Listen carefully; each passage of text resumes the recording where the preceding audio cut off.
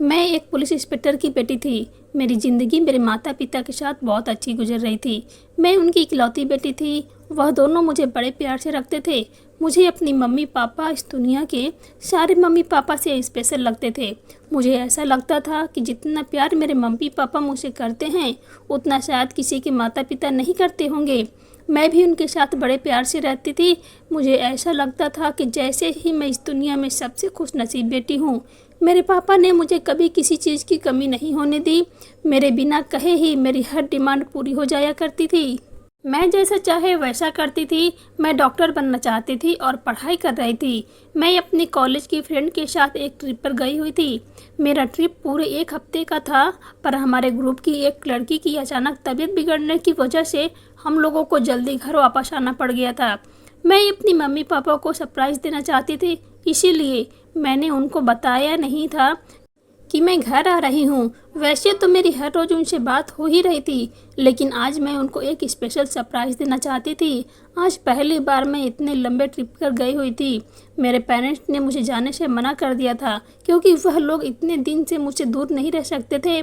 पर जब मैं जिद की तो उन लोगों ने मुझे भेज दिया था, सिर्फ मेरी खुशी की खातिर। तो इसीलिए मैंने सोचा था कि मैं अब जल्दी आ गई हूँ तो मेरे पेरेंट्स मुझे देखकर शौक रह जाएंगे और खुशी से फूले नहीं समाएंगे। लेकिन मुझे नहीं पता था कि आज मेरी ज़िंदगी का एक ऐसा राज मेरे सामने खुलने वाला है जिसे सुनकर शायद मैं अपने पैरों पर खड़े होने के काबिल नहीं रहूँगी। दरअसल मैं अपने घर में जैसे ही घुसी तो दरवाजे पर ही मुझे मम्मी पापा की बोलने की आवाज़ आ रही थी।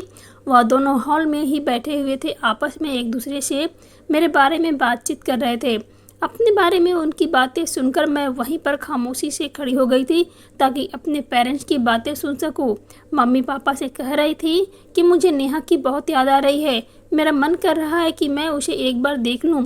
उसकी खुशी की खातिर तो हमने उसे जाने तो दिया, लेकिन यह हमारा ही दिल जानता है कि हम उसके बिना कैसे गुजार रहे हैं। मेरे पापा कहने लगे कि तुम परेशान मत हो, वह सही सलामत घर वापस आ जाएगी।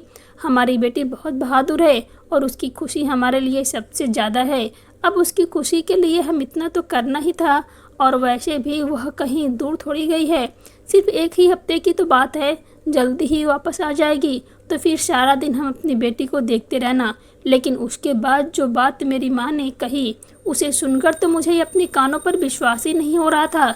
मैं अंदर जाने ही वाली थी, पर लोगों की बात ने मुझे सावधान कर दिया था और मुझे उस जगह पर खड़े होकर उनकी बातें सुनने पर भी मजबूर कर दिया था।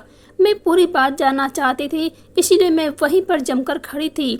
मेरी मम्मी ने पापा को जवाब में कहा था कि मैं सोचा ही नहीं था कि भगवान इस तरह से मेरी गोद में नेहा को डाल देगा। शायद हमारे भाग्य में उसकी परवरिश करना लिखा हुआ था। पापा कहने लगे कि मुझे भी नेहा को देखकर विश्वास नहीं होता। ऐसा लगता है कि जैसे वह हमारी ही बेटी है, जैसे उसे तुमने ही जन्म दिया है। तुमने देखा है, उसकी शक्ल बिल्कुल हम दोनों से मिलती है। अगर मैं उसे दिन टाइम पर तालाब के किनारे नहीं जाता तो शायद मुझे पता ही नहीं चलता कि वहाँ तालाब के किनारे एक मासूम बच्ची पड़ी हुई है। अगर थोड़ी सी भी देर हो जाती तो वह अपनी जान से भी जा सकती थी। वह मासूम बच्ची तालाब के किनारे कहाँ से आई?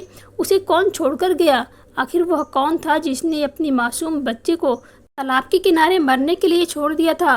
वह इंसान जो भी था वह उसने मरने के लिए वहां पर छोड़ दिया होगा, पर भगवान की कृपा से वह बच्ची तालाब में भी नहीं थी, बल्कि तालाब के किनारे पर थी। क्या इसके माता पिता को इस मासूम बच्ची का ख्याल नहीं आया? पता नहीं वो कौन लोग होते हैं जो अपने बच्चों को इस तरह से मरने के लिए छोड़ देते हैं। उनके लिए बहुत बड़े सौभाग्य की बात होती है कि भगवान ने उनको औलाद जैसा सुख प्राप्त किया है। वह लोग यह भी नहीं सोचते कि इस दुनिया में हम जैसे लोग भी हैं जो औलाद के लिए तरस रहे हैं।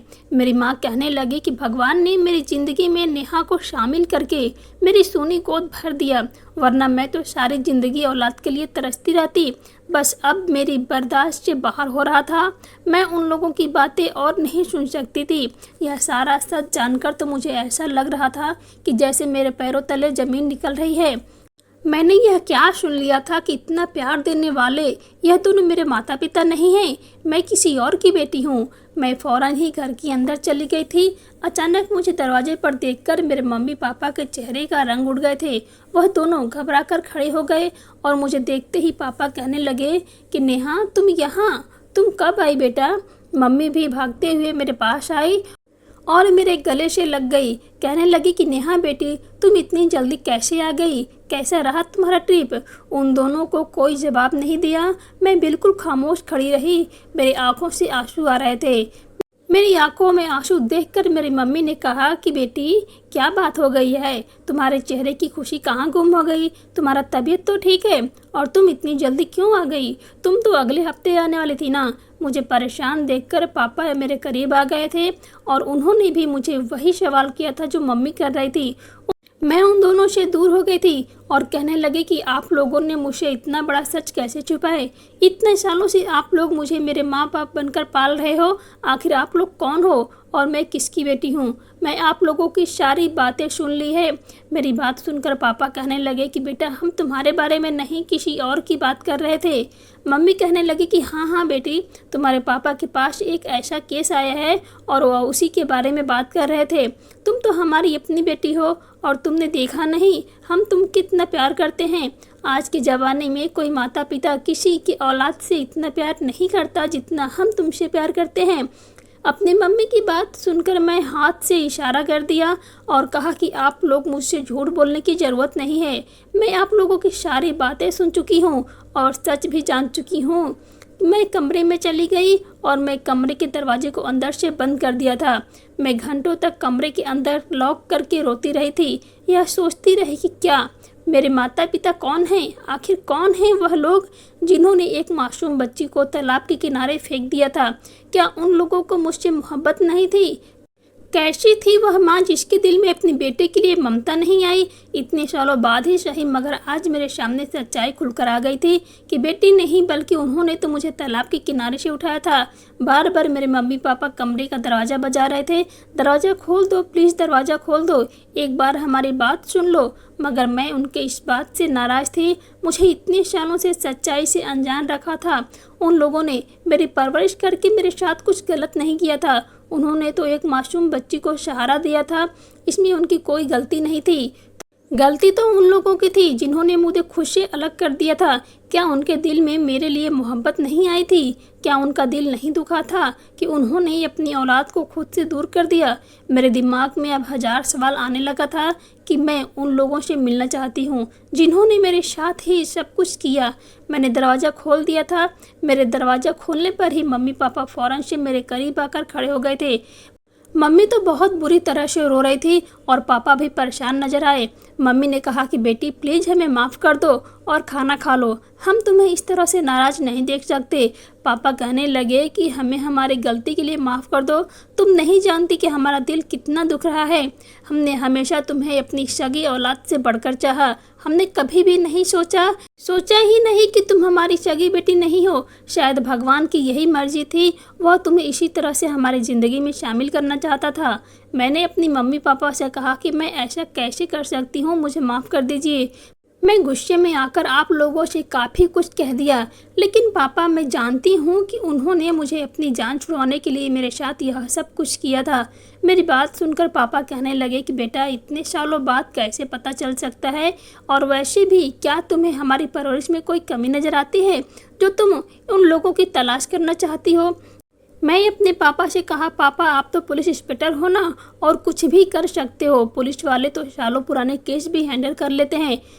मुझे आपकी परवरिश पर कोई शक नहीं है, बस आप एक बार मेरी कंडीशन को समझने की कोशिश करिए। मैं बस यह जानना चाहती हूँ कि क्या मैं उन लोगों के लिए इतनी बुरी थी। मैं उन लोगों से इस बात का सवाल करना चाहती हूँ कि क्या मुझे फेंकते समय उन लोगों के दिल में रहम नहीं आया था। प्लीज़ आप किसी भी तरह से मेरे असली माता पिता का पता लगाइए और मुझे वहाँ लेकर चलिए जिस जगह से आपने मुझे उठाया था। मेरे पापा ने मुझे तसल्ली दी और भरोसा दिलाया कि वह मेरे असली माता पिता की तलाश ज़रूर करेंगे। मैं मम्मी पापा के साथ अच्छी तरह से बिहेव कर रही थी। उन लोगों ने एक तरह से मुझ पर बहुत बड़ा एहसान किया था। मैं उन लोगों को एहसास नहीं दिलाना चाहती कि वह मेरे असली माता पिता नहीं हैं। मैं उन लोगों के साथ अच्छे तरीके से रह रही थी। बचपन से ही मैंने उनको देखा था और उन्होंने मेरी खातिर बहुत कुछ किया था। मैं मरकर भी उन लोगों को एहसान नहीं भूल सकती थी। उस दिन हम तीनों बहुत ज़्यादा रोए थे। 2 दिन बाद मुझे पापा तालाब के किनारे ले गए थे जहाँ से उन्होंने मुझे उठाया था। वहाँ जाने के बाद वह मेरा हाथ पकड़कर एक तरफ खड़े हो गए और कहने लगे कि तुम यहाँ पर एक सफ़ेद चादर में लिपटी पड़ी हुई थी। तुम पूरी तरह से पानी में भीगी हुई थी। पता नहीं तुम यहाँ पर कब से पड़ी थी। हमारी टीम यहीं करीब में इन्वेस्टिगेशन के लिए आई हुई थी और फिर कुछ लोगों ने हमें बताया कि यहाँ पर एक बच्ची पड़ी हुई है। लोगों ने तुम्हें हाथ तक नहीं लगाया था क्योंकि सबको लगता था कि तुम मर चुकी हो। मैं जैसे ही तुम्हें गोद में उठाया तो मुझे ऐसा लगा जैसे तुम अभी जिंदा हो। तुम्हारे अंदर चंद सांसें अभी बाकी हैं। मैं फ़ौरन तुम्हें अस्पताल ले गया। वहाँ जाने के बाद तुम्हारा इलाज हुआ तो पता चला कि तुम जिंदा हो। हालांकि तुम्हें पानी में भेजने की वजह से निमोनिया हो गया था। तुम्हारा इलाज होना बहुत ज़रूरी था। काफ़ी समय तक तुम्हारा इलाज चलता रहा, लेकिन पुलिस डिपार्टमेंट के लिए बात जानना बहुत इम्पोर्टेंट थी कि इस बच्ची की यहाँ कौन डाल कर गया था। मेरे दिल में तुम्हारे लिए मोहब्बत जाग उठी थी। मैंने फैसला कर लिया था कि मैं तुम्हें अपने घर अपने साथ ले जाऊँगा। मेरी पत्नी जो औलाद के लिए तरसती रहती है और डॉक्टर से इलाज करवाते करवाते थक चुकी है, अगर मैं तुम्हें उसकी गोद में ले जाकर डाल दूं तो वह बहुत खुश हो जाएगी। मैं इस केस को आगे नहीं बढ़ने दिया और फैसला कर लिया था कि मैं तुम्हें अपनी औलाद समझकर पाल लूँगा। तुम मेरी बेटी हो। मैं जब से तुम्हें घर लेकर आया हूँ तुम्हारी मम्मी भी बहुत खुश हो गई थी। हम दोनों को जीने का सहारा मिल गई थी। हम तुम्हें देख देख कर अपनी ज़िंदगी गुजार रहे थे। तुम हमारी ज़िंदगी का एक ऐसा अहम हिस्सा बन चुकी थी कि हम तुम्हें खुद से जुदा नहीं कर सकते थे और हम भूल ही नहीं सकते थे कि हमने तुम्हें यहाँ से उठाया था। यह सब बताते हुए मेरे पापा की आंखों में आंसू आ गए थे। वह एक पुलिस इंस्पेक्टर थे और बहुत ही मजबूर इंसान थे। आज उनकी आंखों में आंसू देखकर मैं उनको कमज़ोर समझ रही थी, क्योंकि वह किसी और की वजह से कमज़ोर नहीं हुए थे बल्कि सिर्फ अपनी बेटी की वजह से कमज़ोर पड़े थे। मैंने अपने पापा को गले से लगा लिया था और कहा था कि आप ही मेरे पिता हैं। आप लोगों से बहुत प्यार करती हूँ। मेरे पापा मेरी बात सुनकर बहुत खुश हो गए थे। मुझे उस जगह को देखकर तसल्ली तो हो गई थी और हम लोग घर वापस आ गए थे। दिन इसी तरह से गुजर रहे थे। मेरे पापा ने इस बात की इन्वेस्टिगेशन करनी शुरू कर दी थी कि मेरे असली माता पिता कौन थे और फाइनली मेरे पापा को पता चल गया था कि मेरे असली माता पिता के बारे में। वह मुझे अपने साथ उस घर में ले गए थे जहाँ पर मेरे माता पिता रहते थे। मैं पापा के साथ मोहब्बत से चली गई थी। एक छोटा सा मामूली सा घर था। हमने दरवाज़ा बजाया तो एक आदमी ने दरवाज़ा खोला था। मेरे पापा ने उसको बताया कि वह पुलिस इंस्पेक्टर हैं और उनके घर कुछ पूछताछ करने के लिए आए हैं। पापा के मुंह से यह बात सुनकर तो वह आदमी घबरा गया और उसने जल्दी से पापा को घर के अंदर आने की परमिशन दे दी। हम लोग जैसे ही घर के अंदर घुसे तो घर की हालत बहुत ख़राब हो रही थी। ऐसा लग रहा था जैसे बहुत गरीब लोग हैं। आंगन में ही चारपाई पे एक औरत बैठी हुई थी जिसकी कंडीशन बहुत ख़राब हो रही थी। ऐसा लग रहा था कि जैसे वह बीमार है। वह आदमी घर के अंदर आते ही मेरे पापा से कहने लगा कि आखिर क्या बात हो गई है जो आप यहाँ पर आना हो गया।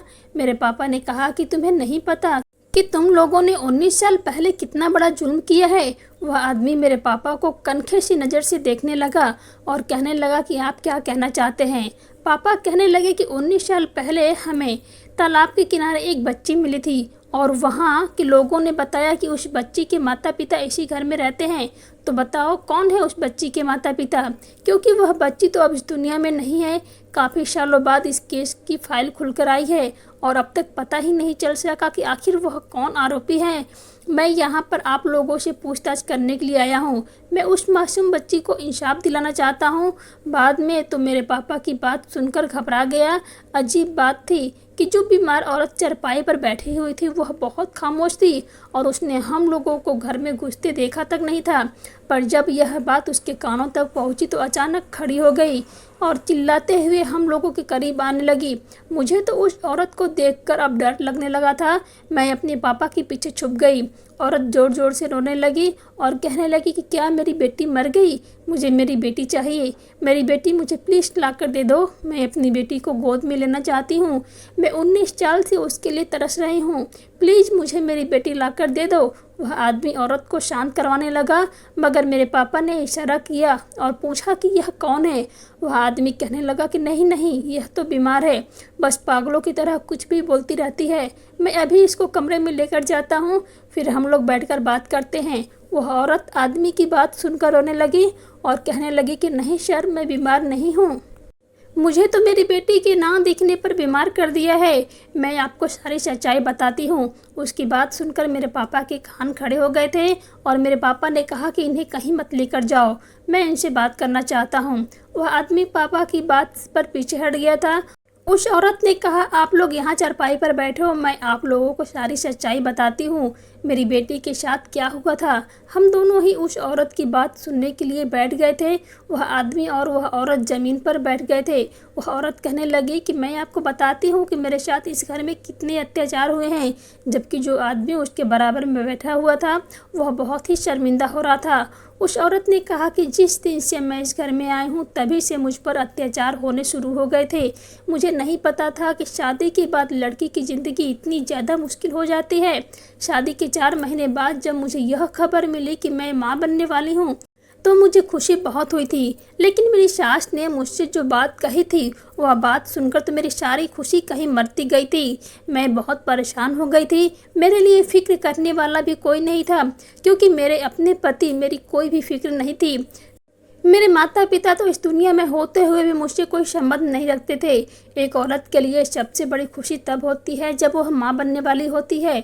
लेकिन अपनी सास की बात सुनने के बाद तो मेरे लिए माँ बनना मुसीबत की तरह हो गया था। मेरी प्रेगनेंसी के दिनों में सारा का सारा दिन मैं रोती रहती थी, क्योंकि यह बात घर में सब लोगों को पता चल गई थी कि मैं प्रेग्नेंट हूँ। उस दिन से ही मेरी सास ने घर में एक तूफान से मचा दिया था। उन्होंने कहा था कि अगर तुमने बेटी पैदा कर दी तो तुम्हारे साथ वह करूँगी जिसके बारे में तुमने कभी सोचा भी नहीं होगा। ऐसा कभी किसी सास ने अपनी बहू के साथ नहीं किया होगा जैसा मैं तुम्हारे साथ करूँगी। मैं पहले ही अपनी सास से बहुत डरती थी, लेकिन जब से मेरी सास ने मुझे यह बात बताई थी कि मैंने उनसे और ज़्यादा डरना शुरू कर दिया था। मुझे डर लग रहा था कि कहीं मेरी सास मेरी जान न ले ले। अभी तो मेरी डिलीवरी में काफ़ी समय था। भगवान से रो रो कर प्रार्थना कर रहे थे कि काश मुझे बेटा पैदा हो जाए तो मेरी सास मेरे साथ अच्छी तरह से बिहेव करना शुरू कर देगी और मेरा पति भी मेरे साथ खुश रहेगा, क्योंकि मेरे पति भी सिर्फ अपनी माँ की जैसा ही बोलता था। कभी भी उसने मेरा साथ नहीं दिया था। मैं बहुत कम उम्र की थी। इंसान के लिए किसी दूसरे इंसान का सहारा और बातें ही काफ़ी होती है। मुझे सहारा देने वाला इस दुनिया में कोई भी नहीं था। मैं हालातों से लड़ रही थी। मैं बहुत बड़ी तकलीफ से गुजर रही थी। हर गुजरते दिन के साथ मुझे धमकाती रहती थी कि अगर बेटी पैदा हुई तो सोच लेना कि क्या होगा। मुझे तो पोते की ही शक्ल देखनी है। मैंने अपने पति को भी बताया कि तुम्हारी माँ मुझे धमकी देती रहती है, कहीं वह मुझे मार ही ना दे। प्लीज़ तुम मेरा साथ दिया करो। बेटा या बेटी पैदा करना मेरे बस में नहीं है। मैं तो सिर्फ प्रार्थना ही कर सकती हूँ। मुझे डर लग रहा है अगर मेरी बेटी पैदा हो गई तो न जाने तुम्हारी माँ मेरे साथ क्या करेगी। मेरे पति ने इस बात पर मुझे मारना पीटना शुरू कर दिया और कहा कि अगर मेरी माँ के खिलाफ मुझे भड़काने की कोशिश की तो देख लेना क्या करूँगा। मैं अपने पति से भी बहुत डरने लगी थी। मेरे इस दुनिया में कोई भी सहारा नहीं था, इसलिए मुझ घर में जैसे तैसे रहना पड़ता था और इन दोनों के अत्याचार को खामोशी से बर्दाश्त करना पड़ता था। यह सदमा तो मेरे लिए किसी ज़िंदगी मौत के फैसले से कम नहीं था। उन लोगों की बात मानने के अलावा मेरे पास कोई भी चारा नहीं था। मैं बस खुद को तसल्ली देती रहती थी और समझाती रहती थी खुद को कि मुझे बेटा ही पैदा होगा और फिर मेरी ज़िंदगी पूरी तरह से बदल कर रह जाएगी। भगवान ने चाहा तो मेरे साथ कुछ भी गलत नहीं होगा, लेकिन अगर बेटी पैदा हो गई तो क्या होगा। मैं कहाँ जाऊँगी। मैं तो वैसे भी भागों की जली हुई थी। न जाने मेरे साथ क्या होगा कि ज़माना बहुत जालिम है। मेरी सास भी तो किसी की बेटी थी, तो फिर वह बेटियों के बारे में ऐसा क्यों कह रही थी। क्या बेटी और बेटा बराबर नहीं हो सकते। और फिर उस औरत की क्या गलती है जिसे खुद ही पता नहीं कि 9 महीने उस जिस बच्चे को पेट में बचा कर रखा है वह बेटा है या बेटी। तो सिर्फ माँ होती है और अपनी औलाद को अपनी जान से बढ़कर चाहती है, क्योंकि उसके शरीर का एक हिस्सा होता है। मुझे बस दिन और रात यही फिक्र रहती थी कि अगर बेटी पैदा हो गई तो क्या होगा, बेटा नहीं पैदा हुआ तो फिर क्या होगा। मुझे प्रेगनेंसी में कोई परेशानी होती तो मेरी सास मुझे डॉक्टर के पास नहीं ले जाने देती। कहती कि बच्चे तो हमने भी पैदा किए हैं, अस्पताल जाने की क्या ज़रूरत है, घर में रहो और घर के सारे काम किया करो। मेरी सास ने मुझे एक पल के लिए भी सुकून लेने नहीं दिया था। ज़िंदगी इसी तरह से गुजर रही थी। मैं हर दिन घुट घुट कर रही थी। आखिरकार फिर मेरी डिलीवरी का समय भी आ गया था। मेरी सास ने अभी भी अस्पताल जाने से मना कर दिया था और साफ साफ कह दिया था कि बच्चा घर में ही पैदा होगा। मेरी सास ने गांव में एक दाई का बंदोबस्त कर लिया था। कुछ ही देर के बाद वह दाई हमारे घर के बाहर मौजूद थी। मुझे दर्द होने शुरू हो गए थे।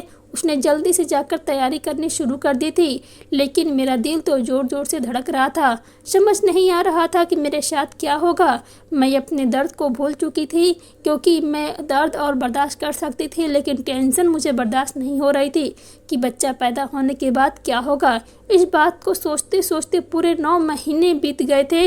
मेरी सास ने हर रोज़ मुझे धमकी दी थी कि मुझे बेटा ही पैदा करना है, और अब वह घड़ी भी आ गई थी और मैं यह सोच सोच कर परेशान हो रही थी कि पता नहीं मेरी सास ऐसा क्या करेंगे, जिनकी धमकी ने मुझे पूरी तरह से डरा धमका कर रख दिया था। दाई जब मेरे पास आई तो उसने मुझे खबरदार कर दिया था, और वह मेरी सास को काफ़ी पहले से जानती थी। मुझसे कहने लगी कि तुम्हारी सास बहुत ज़्यादा खतरनाक औरत है, तुम्हारी सास को तो पूरा गाँव जानता है। मैं तुम्हें बता देती हूँ कि अगर तुम्हारी बेटी पैदा हुई तो उसे बचाना तुम्हारा काम है, क्योंकि सुमन बेटी पैदा होने के बाद जो तमाशा खड़ा करेगी उसके बारे में तो सभी जानते हैं, क्योंकि उसने अपने बड़े बेटे की बहू के साथ भी बहुत बुरा किया था। तभी तो उसका बड़ा बेटा अपनी पत्नी को लेकर शहर में रहता है। जैसे जैसे मैं अपनी सास के बारे में जानती जा रही थी, मेरा दिल और ज़्यादा डर रहा था। मैं बहुत परेशान हो चुकी थी। मैंने अपने दिल में फैसला कर लिया था कि अब मुझे डरना नहीं है। अभी तो वैसे भी बच्चा पैदा नहीं हुआ है, बच्चा पैदा होने के बाद देखा जाएगा कि क्या करना है। दाई ने डिलीवरी कराना शुरू कर दी थी, और आधे घंटे की मेहनत के बाद मुझे अपने बच्चे की रोने की आवाज़ आई थी। मैंने सबसे पहले सवाल दाई से यही पूछा था कि मैं बेटी को जन्म दिया या बेटे को। दाई ने मुझे बड़े अफसोस के साथ बताया कि बेटी, तुमने एक मासूम बच्चे को जन्म दिया है। दाई के चेहरे पर जो अफसोस था उसे देखकर तो मेरे होश उड़ गए थे, और जब यह बात मेरी सास को पता चली तो उन्होंने हंगामा शुरू कर दिया था। ऐसा लग रहा था कि जैसे यही बात सुनने के लिए मेरी सास के कान तरस रहे थे। वह तो मेरी बेटी को देखकर पागल ही हो रही थी। मैं अपनी बेटी को अपनी गोद में लिए हुए बैठी थी। वह बहुत खूबसूरत थी, इतनी प्यारी थी कि मन कर रहा था कि उसे देखती ही रहूं। लेकिन मेरी सास का साफ कहना था कि मैं इसे इस घर में नहीं रहने दूंगी। इतनी महनूसियत पहले मेरे घर में कभी नहीं आई थी जितना इस लड़की के आने से आ जाएगी। मैं अपनी सास का बिहेवियर देखकर परेशान हो गई थी, क्योंकि मुझे ऐसी बात का डर था। मैंने अपने दिल में फैसला कर लिया था कि मैं अपनी सास को अपनी बेटी तक पहुंचने ही नहीं दूंगी, मगर उन्होंने गांव की औरत को सामने ऐसे हालात पैदा कर दिए थे कि मुझे अपनी बेटी को उनकी गोद में देना ही पड़ गया था।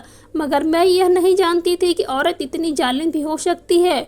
वह सचमुच मेरी बेटी को उठाकर घर के बाहर ले जाएगी।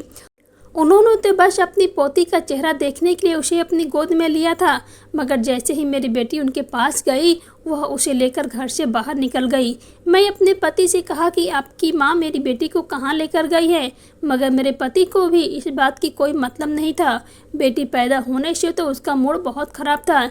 मैं इस काबिल नहीं थी कि अपनी सास का पीछा कर सकती थी। मैं पीछे जाकर देखती वह फिर मेरी बेटी को कहाँ ले जा रही है, और मैं उसे अपनी बेटी छीन लेती। भले ही मुझे अपनी बेटी के लिए इस घर को छोड़ना क्यों ना पड़ जाता, लेकिन मैं अपनी बेटी की जान बचा पाती। काफ़ी देर हो गई थी, मगर मेरी सास अभी तक घर नहीं आई थी। मेरा तो रो रो कर बुरा हाल हो रहा था। मेरे समझ में नहीं आ रहा था कि मैं किससे मदद मांगूं। कोई भी मेरी मदद करने वाला नहीं था। पता नहीं वह मेरी बेटी को कहाँ ले गई थी, उसके साथ क्या करने वाली थी। बस यह सोच सोच कर मेरा दिमाग ख़राब हो रहा था। लगभग आधे घंटे के बाद जब मेरी सास घर आई तो उसे देखकर मेरे होश उड़ गए थे, क्योंकि मेरी सास के हाथ तो बिल्कुल खाली थे। वह जिन हाथों में मेरी बेटी को लेकर गई थी, वापस उन हाथों को खाली लेकर आई थी। मैं अपनी सास को देखकर पागल हो गई थी और उनसे पूछने लगी कि बताओ मेरी बेटी कहाँ है, तुम उसे लेकर कहाँ गई थी और कहाँ छोड़कर आई हो। मेरी सास ने मेरे मुंह पर थप्पड़ मार दिया और कहने लगी कि बेटी पैदा करने की यही सज़ा है कि उसे जीने नहीं दिया जाए। मैं तो तेरी बेटी को तालाब में फेंक कर आई हूँ, अब तू भूल जाए अपनी बेटी को और दूसरे बच्चे की तैयारी कर। लेकिन अगर दूसरी बार भी तूने बेटी पैदा किया तो अगली बार मैं बेटी के साथ साथ तुझे भी तालाब में फेंक कर आऊँगी और अपने बेटे की दूसरी शादी करवा दूँगी। मेरे बेटे के लिए लड़कियों की कोई कमी नहीं है। अपनी सास के मुंह से यह बात सुनकर मेरे होश उड़ गए थे कि वह मेरी मासूम से नन्ही सी बच्ची को तालाब में फेंक कर आई थी। आखिर उसका दिल कितना पत्थर था। क्या मेरी मासूम बच्ची को देखकर उसका दिल नहीं निकला था? उसके हाथ नहीं कांपे थे। मैंने अपनी सास को झकझोरना शुरू कर दिया था कि तुमने मेरे साथ ऐसा क्यों किया। मैं रो रो कर पागल हो रही थी। मेरा मन कर रहा था कि मैं चिल्ला चिल्ला कर सारी दुनिया को बता दूं कि उसने मुझसे मेरी बेटी को छीन लिया। आज से मुझे घर के कमरे में बंद कर दिया था। सारी रात मैं इसी तरह से तड़पती रही थी। मैं अपनी बेटी के बारे में सोच सोच कर पागल हो रही थी कि उससे बेचारी का क्या हाल हो रहा होगा। मैं अपनी बेटी के पास जाना चाहती थी, लेकिन दरवाज़ा बंद था। मैं कुछ नहीं कर सकती थी, पर मैंने फैसला कर लिया था कि मुझे कुछ न कुछ तो करना ही होगा और ज़ोर ज़ोर से चिल्लाना शुरू कर दिया ताकि इनमें से कोई आए। फिर मेरी सास आई थी और उसने दरवाज़ा खोलकर मुझे डांटना शुरू कर दिया था कि चिल्ला क्यों रही है, पागल हो गई है क्या। मैं यही चाहती थी कि किसी भी तरह से कोई दरवाज़ा खोल दे। मैंने कहा कि हाँ, मैं अपनी बेटी की ममता में पागल हो गई हूँ। मैं अपनी सास से बात कह रही थी और अपनी सास को धक्का देकर मैं घर से भाग गई थी। इस गांव में एक ही तालाब है। मैं जानती थी कि मेरी सास मेरी बेटी को वहीं पर ले गई होगी। मैं दौड़कर जब इस तालाब के किनारे आई तो यह देखकर हैरान रह गई थी कि मेरी बेटी वहाँ पर नहीं थी। मैं चारों तरफ देखा, मुझे अपनी बेटी कहीं भी नज़र नहीं आ रही थी। पागलों की तरह चिल्ला चिल्ला कर अपनी बेटी को आवाज़ दे रही थी। कह रही थी कि कोई पानी के अंदर जाकर मेरी बेटी को निकाल दो। मेरी बेटी पानी के अंदर बह गई है, वह छोटी सी बच्ची मर जाएगी। कोई मेरी मदद करो। कोई भी मेरी मदद के लिए जाकर नहीं आया था। सबको यही लगता था कि मैं पागल हूँ। कुछ समय तक तो मैं वहाँ पर रही, पर मुझे कुछ हासिल नहीं हुआ था। मैं रोती बिलखती हुई अपने घर को वापस आ गई थी। मेरी सास को और मेरे पति ने मुझे बहुत मारा था और कमरे में बंद कर दिया था। इसी के साथ मुझे पूरी तरह से खामोश कर दिया था और मेरी सास समझती थी कि मैं पागल हो गई हूँ। आखिर मैं क्या कर सकती थी। मैं पिछले 19 साल से सिर्फ नाम के लिए ज़िंदा हूँ, क्योंकि मेरी बेटी के साथ साथ इन्होंने मुझे भी मार दिया था। मेरी सास बहुत बुरी औरत है। उसने मेरी खुशियाँ मुझसे छीन ली। मैं आपके सामने हाथ जोड़ती हूँ, अगर आप पुलिस ऑफिसर हो तो मेरी सास को सज़ा ज़रूर देना। मैं कमज़ोर औरत हूँ। मैं सिर्फ उस औरत को बद्दुआ दे सकती हूँ, मगर आप तो कानून के रखवाले हो, मुझे इंसाफ दिला सकते हो। वह औरत फूट फूट कर रो रही थी। आंसू तो मेरे पापा की आंखों में भी थे और मेरे भी आंखों में बहुत थे कि यही पागल औरत मेरी माँ थी। ये औरत सच में पागल थी, क्योंकि इस औरत की हालत ही ऐसी पैदा कर दिए गए थे कि वह पागल होने पर मजबूर हो गई थी। मैं तो बस फूट कर रोई जा रही थी। मेरे पापा ने उस औरत से कहा कि तुम्हारे पति कहाँ हैं और तुम्हारी सास कहाँ है, क्या तुम इस घर में अकेली रहती हो। मेरे पापा ने उस औरत को भरोसा दिलाया, मैं तुम्हें इंसाफ ज़रूर दिलाऊंगा, बल्कि तुम्हारी बेटी से भी तुम्हें मिलवाऊंगा। तुम्हारे लिए सबसे खुशी की बात यह है कि तुम्हारी बेटी जिंदा है। उस औरत के चेहरे पर अचानक से मुस्कुराहट आ गई थी। उसने कहा कि क्या आप सच कह रहे हैं, मेरी बेटी जिंदा है, और इतने सालों बाद उसे कैसे पता चलेगा कि मैं उसकी माँ हूँ। मैं अपनी बेटी से मिलना चाहती हूँ साहब, मुझे मेरी बेटी से मिलवा दो, आपका बहुत एहसान होगा। कितने सालों से मैं अपनी बेटी को याद में तड़प रही हूँ। पापा ने कहा, लेकिन उससे पहले तुम्हें अपनी सास के बारे में हमें बताना होगा कि वह कहाँ पर है। वह औरत कहने लगी कि सबसे पहले तो आप मेरे पति से मिलो, यह मेरा पति है। उसने अपने बराबर में बैठे हुए आदमी की तरफ इशारा करते हुए कहा, इस आदमी ने सारी जिंदगी सिर्फ मुझ पर अत्याचार किया है, अपनी माँ के कहने में आकर, मगर अपनी बेटी के जाने के बाद तो इसे भी एहसास हो गया था कि इसकी माँ सच में हमारी बेटी के साथ बहुत गलत किया था। मेरी सास का नाम सुमन है और पूरा गांव उसके बारे में जानता है। मेरी सास मेरे पति की दूसरी शादी कराना चाहती थी, मगर जब गांव वालों को पता चल गया कि बेटा बेटी के नाम पर सुमन क्या करती है, तब किसी ने भी उसकी बेटी को अपनी बेटी का रिश्ता नहीं दिया, क्योंकि ऐसे आदमी को कौन बेटी दे सकता था जो इस घर में उसका बराबर का साथ देने वाला नहीं हो। पर सब लोग मेरी सास और मेरे पति की हरकतों को जानते थे, पर कोई भी कुछ नहीं कर सकता था। मेरी सास इस समय घर पर नहीं है, वह मार्केट गई हुई है। जब वह आएगी तब आप उसको तेवर देखना। औरत कभी अपनी गलती नहीं मानती। वह बहुत खतरनाक औरत है। सारे गांव में उसको घमंडी बुलाकर चिढ़ाते हैं। लेकिन साहब, आप मुझे यह बताओ कि मेरी बेटी कहाँ है। मैं अपनी बेटी से मिलना चाहती हूँ। वह आदमी जो मेरा पिता था, वह शर्मिंदा बैठा हुआ था। उसने मेरे पापा के सामने हाथ जोड़ दिया और कहने लगा कि साहब मुझे माफ़ कर दो। मुझे दिल से इस बात का अफसोस है कि मेरे माँ ने मेरी पत्नी और बेटी के साथ बहुत गलत किया और मैं भी बराबर से अपनी माँ का साथ दिया। जिस दिन मेरी बेटी इस दुनिया से गई उस दिन तो मुझे अफसोस नहीं हुआ था बल्कि खुशी हुई थी। मेरी माँ ने सही किया, वह मेरी बेटी को तालाब में फेंक कर आई। फिर ना जाने क्यों किसी भी पल मुझे सुकून नहीं था और धीरे धीरे मुझे पता चलने लगा कि मेरी माँ एक मतलबी औरत है, वह कभी किसी की नहीं हो सकती। क्योंकि जब मेरे पिता जिंदा थे वह पिताजी के साथ भी हमेशा बदतमीजी से बात किया करती थी। मुझे धीरे धीरे इस बात का एहसास होने लगा था कि मेरी माँ गलत औरत है और उसने गलती किया है। मगर अब क्या हो सकता है, मेरी बेटी तो इस दुनिया से जा चुकी थी, मेरी आंखों के खुलने की काफ़ी देर हो चुकी थी। मगर आज मैं आपके सामने हाथ जोड़ता हूँ और अपने जुर्म की माफ़ी मांगता हूँ। आप चाहो तो मुझे अरेस्ट कर सकते हो, आप मुझे जो भी सज़ा दोगे मुझे मंजूर है। उन दोनों ने मेरे पापा को पैर पकड़ लिए थे और दोनों मिलकर कहा कि हमें हमारी बेटी से मिलवा दो साहब, हम अपनी बेटी से मिलना चाहते हैं, उसे देखना चाहते हैं। मैं इतना रो रही थी कि मुझे बहुत अफसोस हो रहा था कि आज मेरे सामने मेरे सगे माता पिता बैठे हुए थे। मुझे नहीं पता था कि मेरी ज़िंदगी में एक ऐसा भी समय आएगा। मेरे पापा ने बताया कि यही आपकी बेटी है, आपकी आंखों के सामने। मुझे देखकर मेरे माता पिता की आंखें फटी की फटी रह गई थी। मेरी सगी माँ तो मुझे तरसती हुई नज़रों से देख रही थी। पापा अपने मेरे माता पिता को बताया कि दरअसल मैंने इसको पाल पोस कर बड़ा किया। बेटी को तालाब के किनारे से शहर अपने घर ले गया था क्योंकि उसकी तबीयत ठीक नहीं थी। यह गांव में तो इसको इलाज नहीं मिल सकता था, इसे दोबारा से जीवन दिया। वहां जाकर मैंने इसको परवरिश की। यह बात सुनकर उन दोनों के चेहरे पर खुशी आ गई थी। मेरी माँ ने तो मुझे गले से लगा लिया था और मैं भी उनको गले से लगाकर फूट फूट कर रोई थी, जबकि मेरे पिता ने शर्मिंदगी होकर अपना सर झुका लिया था और मेरे सामने अपने दोनों हाथ जोड़ दिए थे।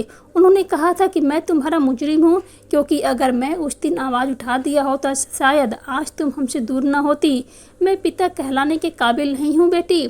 मेरे पास जो शब्द ही नहीं थे कि उन लोगों से क्या बात करूं, क्योंकि वह लोग भले ही मेरे माता पिता थे, मैं उनका अपना खून थी, मगर वह लोग मेरे लिए अनजान थे। मेरे सगे माता पिता की तो बात ही अलग थी। उन्होंने मुझे पाल पोस कर पढ़ा लिखा इतना बड़ा किया था, तभी मुझे किसी चीज़ की कमी नहीं होने दी थी। मेरे लिए यह लोग ही सिर्फ नाम के माता पिता थे। मैं लोगों को शायद कभी एक्सेप्ट नहीं कर सकती थी और उनकी पूरी कहानी सुनकर तो मेरा दिल काँप उठा था। सच में मेरी माँ के साथ बहुत बुरा हुआ था। मेरी दादी जो कुछ भी किया था वह बहुत गलत किया था। मेरे पापा ने फैसला कर लिया था कि वह मेरी दादी को सज़ा दिलवाकर ही रहेंगे। मेरे पापा ने फ़ौरन लेडी पुलिस को फ़ोन किया और मेरी दादी को अरेस्ट करवा लिया था। जब उनके सामने सारी हकीकत आई तो उनकी आंखें फटी की फटी रह गई थी। उन्हें ऐसा लगता था कि उन्होंने जिस बच्ची को सालों पहले तालाब में फेंक दिया था वह कभी लौटकर वापस नहीं आ सकती। लेकिन भगवान जैसा चाहता है वैसा करके ही रहता है। भगवान ने मुझे ज़िंदगी दे दी थी और मेरी ज़िंदगी में इतने प्यार करने वाले मेरे पेरेंट्स दिए थे। मेरी दादी ने मेरे पापा से कहा कि यह वह लड़की नहीं है, तुम झूठ बोल रहे हो। लेकिन जब पुलिस आई और उनको अरेस्ट किया गया तो थोड़ी नरम पड़ गई थी। उन्होंने अपनी गलती को एक्सेप्ट कर लिया था, क्योंकि वह समय गई थी और अब सालों बाद उनको उनके किए की सज़ा मिलने जा रही थी। उन्हें ऐसा लगता था कि वह कुछ भी कर सकती हैं, मगर उन्हें कोई भी सज़ा नहीं दे सकता था। ऐसा कभी नहीं हो सकता। जो इंसान दूसरों के साथ गलत करता है एक दिन उसे भी उसकी सज़ा मिलती ही होती है और उनसे उसकी सज़ा इसी दुनिया में मिलनी होती है। मेरी दादी इस बात से को एक्सेप्ट कर लिया था कि उन्होंने उनके किए की सज़ा मिल गई। वह शर्मिंदा थी। उन्होंने मेरी माँ से भी माफ़ी मांगी थी, मगर उन्हें बचाने वाला कोई भी नहीं था। उनके तरफ से बोलने वाला भी कोई नहीं था, तो उनका सारा घमंड चूर चूर हो गया था। मुझे खुशी हुई थी कि मेरी और मेरी माँ के मुजरिम को सज़ा मिल गई थी। मैं अपनी माँ के दिल नहीं दुखाना चाहती थी। मैंने अपने पिता को भी माफ़ कर दिया था। मैं लोगों से मिलने के लिए जाया करती थी, क्योंकि उस घर में मेरी एक ऐसी माँ है जो मेरे लिए सालों से तड़प रही थी। मैं पापा के साथ वापस शहर आ गई थी। कभी कभी मैं गांव अपने सगे माता पिता से मिलने के लिए चली जाती हूँ, लेकिन मेरे लिए हमेशा मेरे माँ बाप यही लोग हैं जिन्होंने मेरी सारी ज़िंदगी परवरिश की, क्योंकि मैं लोगों की परवरिश को कभी भी भुला नहीं सकती। मैं अपने माँ पापा के साथ बहुत खुश हूँ। दोस्तों, कहानी को लाइक, शेयर और चैनल को सब्सक्राइब जरूर करना।